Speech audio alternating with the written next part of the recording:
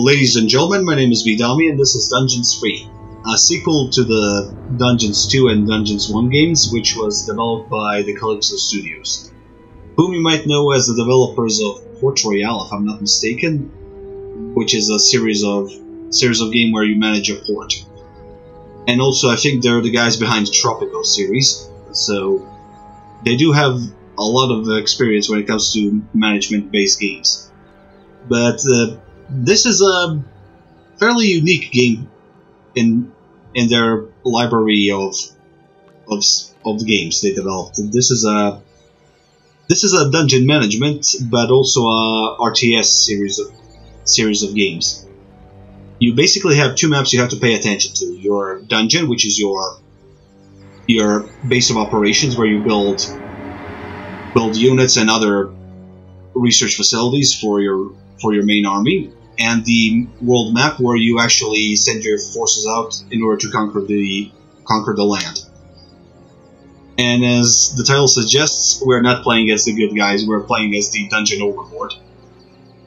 Well, not the dungeon overlord, but well, we are playing as him, but we're not controlling the overlord in the game itself. We're controlling his agent Thalia, as she is currently on, well, let's say it's a crusade, but on a massive hunt for, okay, not a hunt, but a purge of the land. We're destroying everything that's currently covered by the light. And as you can see, this is a small but a very nice touch for the game, if I do say so myself. It basically shows you your progress through the story. The area is covered in light and sunshine, and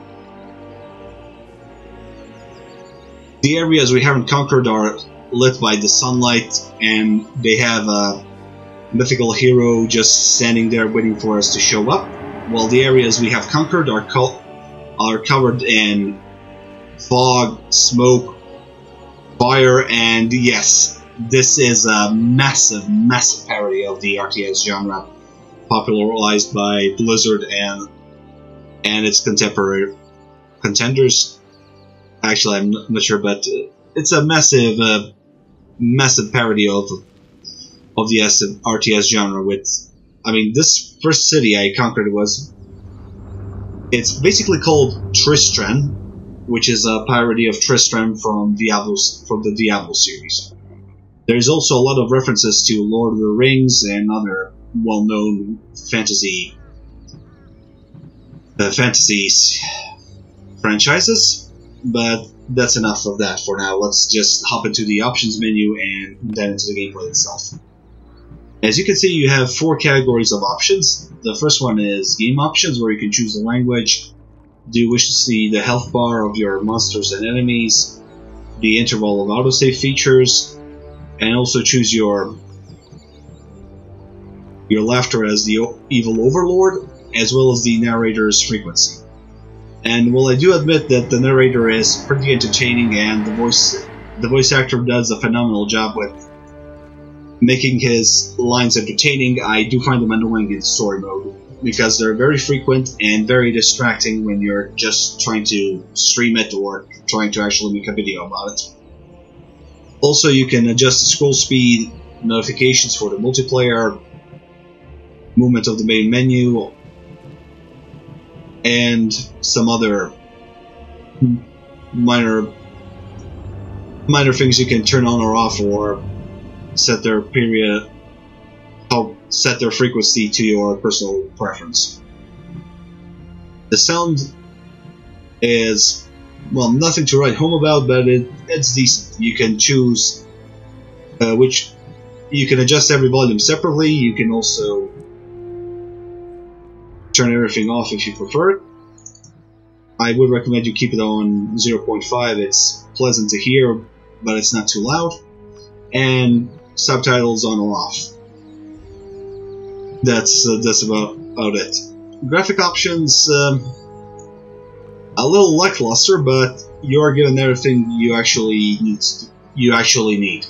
You can set the game to full screen, borderless window, set the resolution, as well as the VSync, anti-aliasing, texture quality, and the like. Set the standards. Well, not set their. I wouldn't say not fidelity, but how high do you want them? And you could also adjust the visualization of gobblers per tile. I have a feeling that I know it's a reference to something else. I know it's supposed to be something else, but I can't remember what it is at the moment. It will reduce the stress on your CPU, basically. And finally, we have the control menu, where you can rebind the shortcuts to a different key, which is always nice. And for an RTS game, shortcuts are a must when you have multiple things to take care of. So, yeah, for a PC game, it's not a bad one, honestly. It is pretty entertaining when it comes to story and writing. The gameplay is solid as well. And also you have DLC expansions that will add a bit more of, I would say context, but more of a side missions for your overlord to do. They're not mandatory for the story, but if you catch them on sale, go for it. I honestly wouldn't disagree with the purchase if it was presented. So, yeah, I'm gonna drink some water first, but while you're waiting for it, I'm just gonna show you a quick prologue video so you can catch up to speed for what this game is all about. A long, long time ago, the absolute evil had, in the famous predecessor to this game, subjugated the known world and defeated good. Now, in a world full of blackness and despair, it spent its days sipping cocktails from the skulls of its enemies and forging new plans over a grilled unicorn kebab. Unfortunately, there wasn't much left to forge. A few orc wedges, the occasional trick played on the little snots. There just wasn't anything left to conquer. As the weeks and months passed, the absolute evil grew ever more reticent and seclusive. From time to time, one could hear a slight murmur from the depressed evil's super-secret laboratory in the depths of the dungeon. Its creatures grew more worried with each passing day, and even started to miss its ingenious evil tricks. It was a somewhat confusing time for them. No beatings, no torture, and no being sent to a senseless death. On the other hand, it was a rather nice change. Eons passed, and the unicorn supply dwindled until suddenly, one wonderful day, the evil genius evil joyfully burst from its super-secret laboratory. It finally had a new goal. An unknown continent, as often found in sequels, lay to the east, sheltered from the wicked evil by naught but a puny little ocean. Alright, that's about it. That's the context, all the context you will actually need. Basically, you're an overlord and you just reborn and found another area you can conquer. So yeah, the story pretty much revolves around evil conquering the newly discovered continent, but we'll primarily focus on playing a skirmish match. It should tell you all of the gameplay. Excuse me. All the games. It should show you all the game's main features without spoiling the story for those of you who wish to experience it. So I'm just gonna leave the the settings as they are, but you can always choose a different map for your skirmish matches. You can play it cooperatively with friends, or you can play this solo against the AI. I would recommend that you just play Just play skirmish, don't play endless, it's just gonna... You're gonna get bored. You could also go for the sandbox version, which will just let you construct a dungeon at your own pace, but you will not be attacked by the enemy armies. I mean, you can trigger them. Actually, let's go with the sandbox. It seems like the easier thing to explain and show than to go with the story mode.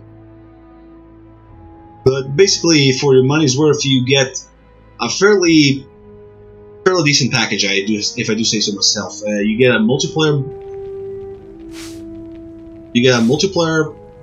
You get a skirmish mode. You have a story mode, which is well written and well, it's a parody of well-known game stories and well, just stories in general. But it is entertaining for what it's worth. And this will not appear in the story or in normal games, but this is a sandbox where you can just summon heroes into your area and let your forces deal with them. But be careful. This is the dungeon. Tell me what to do. This is the dungeons section of the game, so your armies will not follow your commands like in a normal RTS. You can pick up your forces and send them outside, where you can control them destroy this land. Where you can control them like normal soldiers. Warcraft 3 or similar games is their own personal preference. And look at this, we already have an enemy to deal with. Okay, let's try to damage some of these guys before we have to run away. Alright, Thalia, just kill the warden, please. As you can see, heroes are pretty devastating in these games where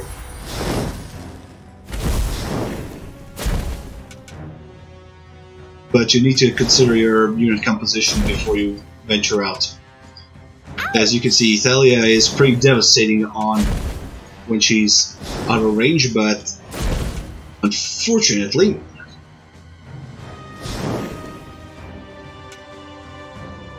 when a melee unit comes closer to her, she is in trouble. Thankfully, we can kite the enemy up. We can kite the enemy out outside of its comfort zone and then finish him off at our own leisure. Unfortunately, there is some sort of a range for every spell, so I need to be very careful when I venture out solo or with an army. If I only have mages, I will lose them fairly quickly. Another interesting thing about Dungeons 3 is that when you're in the RTS section or in the overworld, your forces will not regenerate health on their own. You can purchase healing creatures, but once your forces return to the dungeon, they will start healing automatically. Or they will use specific rooms in order to heal themselves up. The other sad thing about the game is, as you can see, you cannot just order your forces to go to a specific location in the dungeon. They just roam freely and do whatever they want to do. So while we're here, I'm gonna start building everything. So for now, let's build up a construction site and try to find a suitable location to build a treasury. And I think this area should suffice. It seems like they have a lot of gold and a lot of magic crystals that we can use to summon demons and other spells to our repertoire. But as you can see, the game is pretty much focused on constructing a dungeon. The RTS sections are are fun, quick battles you can wager on your own accord.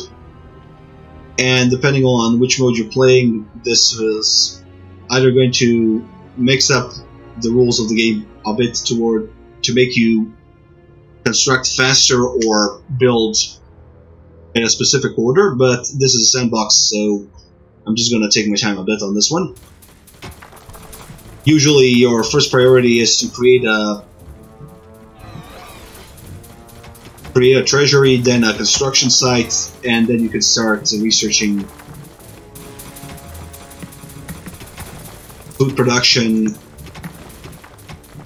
troops production, and magic production. And as you can see, we have 3 separate research trees that we have to focus on. One is the hideout, which is our main forces, such as the orcs, nagas, and goblins. The graveyard, where we summon the undead banshees and zombies to our cause, and then there is the vortex area, where you summon demons and research spells. And most of this is usually unlocked by gold and magic and evilness, or a combination of the two. Well, the mana section is mostly reserved for vortex and the graveyard. Actually, give me a second. I'll try to see if there's anything that requires. Nope. Actually, it's just your evil energy and gold that unlocks everything else. The mana is reserved for magic. So as you can see, we currently... Oh, lovely. We just unlocked a spell, well, a skill book which can be used to upgrade our troops. But not every type of troops. It's just reserved for one specific character, which is unfortunate, but also understandable. And as we unlock more areas, we can also build more rooms with specific goals in mind. For example, the treasury is just here, so you can hold. So it makes it easier for your minions to hold treasure. Well, when you excavate it from the gold veins or the walls, and you can just deposit it here in the treasury. The same goes for the vortex area as well. If you have enough gold, you can build multiple construction sites, as well as mats or production facilities, which will give you a different currency necessary to build other buildings and construction areas. So I'm currently limited to just the neutral areas, which is the treasury and the goblin farm, or the chicken coop.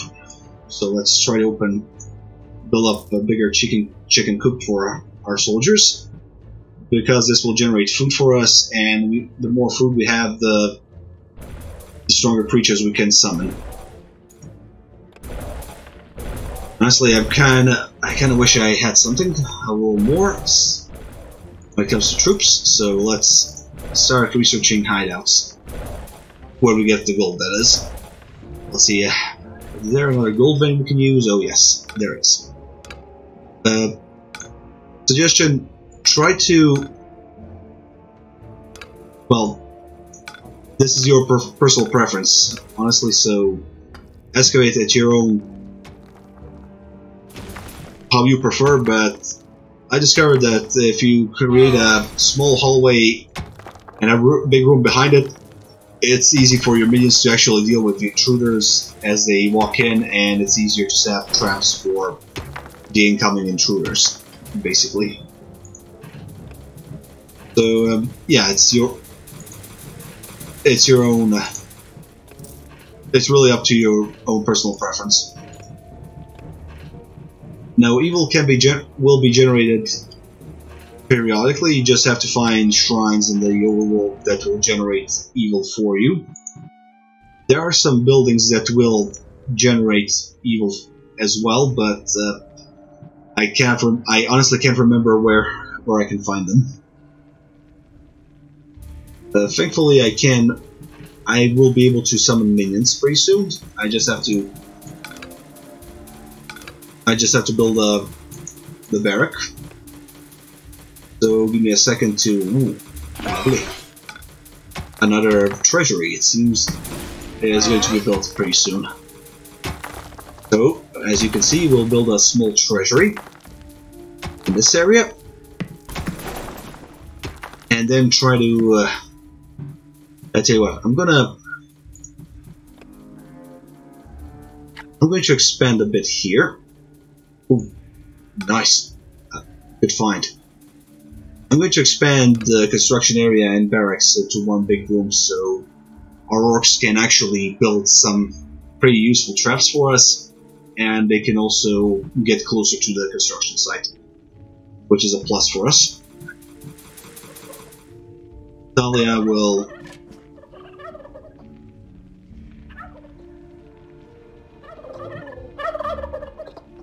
Oh, that's the same book I found already. Thalia is just going to roam around and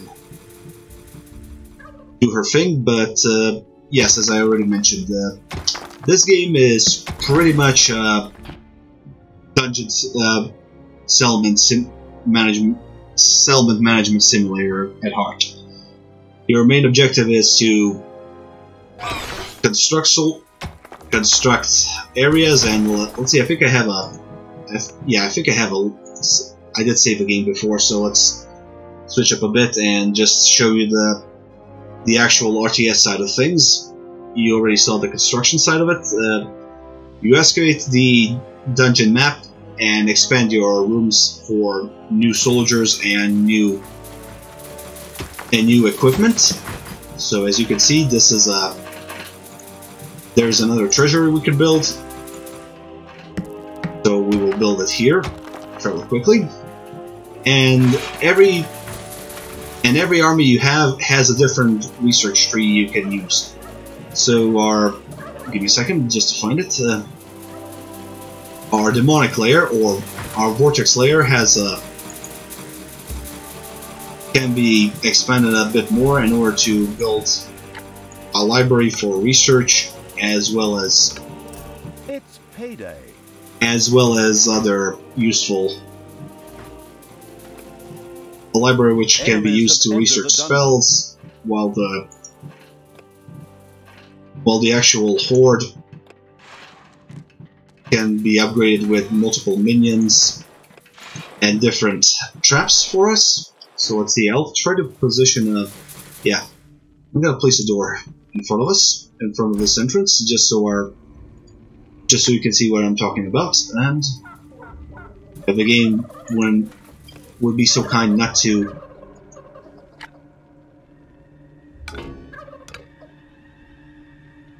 freeze up, I'd be happy. So let's see, construction site is here, and one of our orcs will come in just so he can construct and set up a few traps for us. As you can see, one orc will come here to build a door, the second one will come in to set up a trap, and depending on who enters the dungeon, we should be relatively speaking safer. So at the moment I had my monsters injured, so we returned back to the base just so we can heal up. And as you can see, most of our monsters can be upgraded, leveled up as they fight. Every monster will have some basic needs it wants to follow, such as food, rest, drink. So you have to accommodate you will have to accommodate for their needs and wishes. You can build a brewery to grant them beer. You can also construct additional. Oh, excuse me. Where was it? Additional pens for food, and the more areas you have unlocked and ready, the more powerful your forces will get, and the more powerful your armies will be. You can also utilize your Overlord's Hand in order to activate certain traps or just encourage minions and monsters to work harder or to wake them up, as well as to send them out to do their job. So we did. This entrance seemed to be buried. The work-shy evil decided it wasn't worth the effort and just passed on by. Actually, no. Let's not use this side. We'll just enter in. We'll just go back with our forces. There are enemies in your dungeon. Come on, all of you, back in. Oh, this is perfect. So, as you can see, our forces are currently dealing with the enemy. The enemies that just invaded our dungeon. And unfortunately,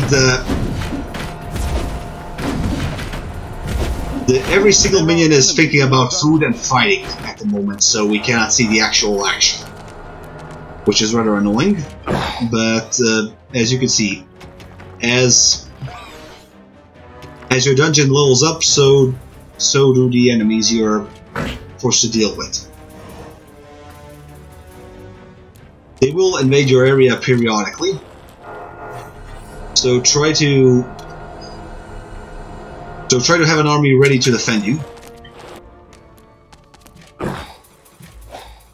and position some of your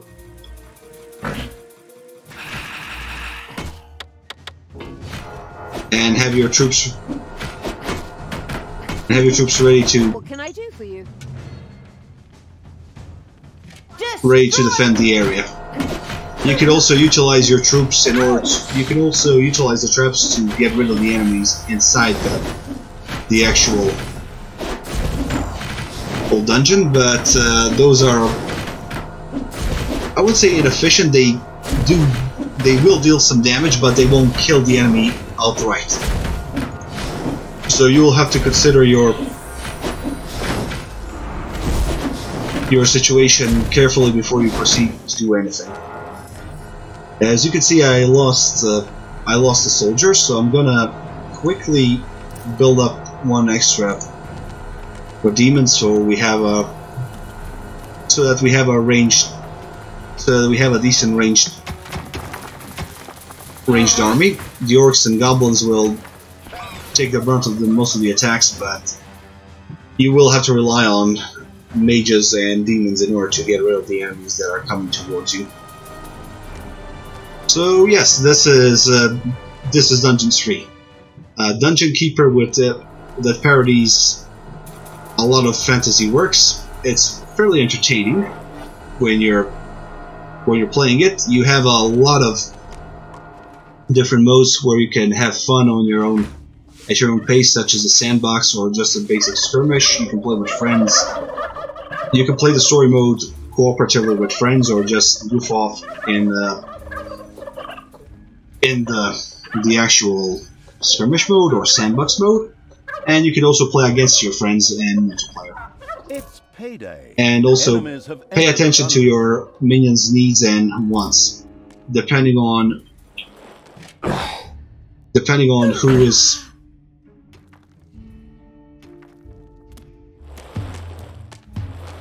Depending on which types of enemies and creatures you have, you will have to deal with stronger and stronger invaders.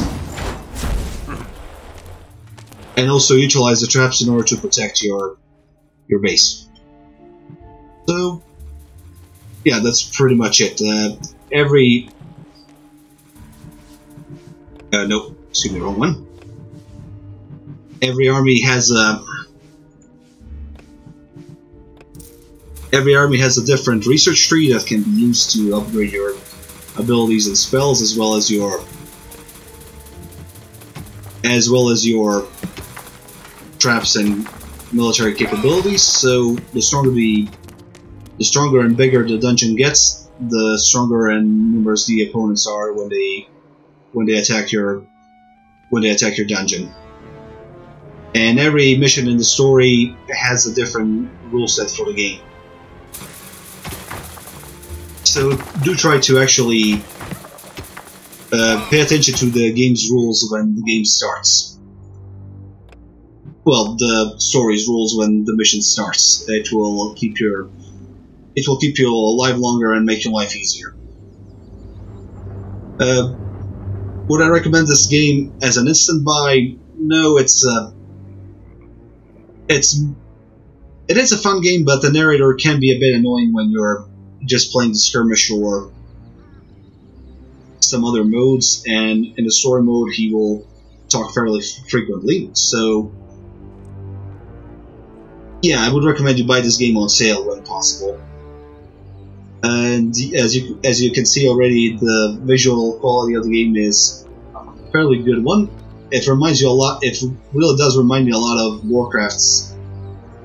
the original Warcraft 3's visual charm and fun that I had when I played it. And honestly, it's at this point it's more of a Warcraft 3 than Warcraft 3 was. Well, what Warcraft 3 Reforged wanted to be, basically. So yeah, this is Dungeons 3. I would recommend that you buy this on sale if you are interested in RTSs and dungeon management games. Thank you very much for watching. My name is Vin Dami, and good night.